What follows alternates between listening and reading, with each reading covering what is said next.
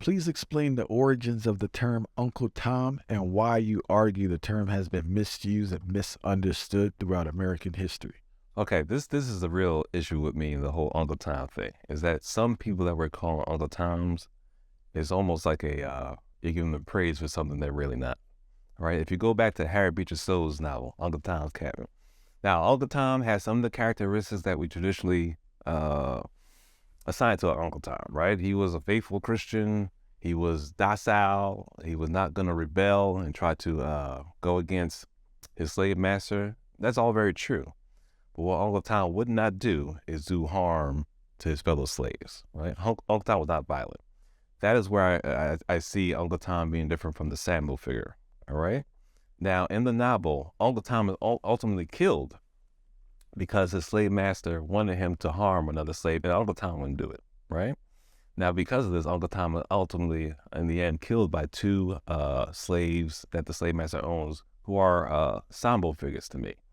Now, the Sambo figure, if you read a short book called All Slavery by a historian named Stanley Elkins, Elkins makes the point that the Sambo figure was ultimately dependent, absolutely dependent on his slave master. I mean, Sambo would do anything, right? He would harm himself, he would harm others, because he viewed the slave master as his father figure that he's supposed to be obedient to. Uncle Tom never does that in the novel, right? Even there's one point in the novel where the slave master says that Tom is supposed to like bow down and almost look at him as like some deity and so forth. And Tom says, I can't do that. You know, he has one God, Tom will say. He's faithful to that one God, but it's not the slave master. With a Sambo, that's not the case, right?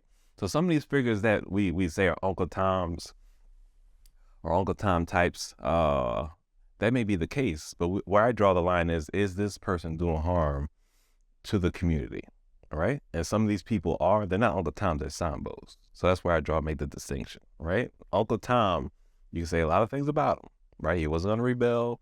He wasn't trying to escape the plantation. He was a faithful, good Christian, right? A good servant, but he was not going to do harm to people in his community. That's the Sambo figure to me. Somebody who's absolutely dependent on the slave master. And Tom wasn't that.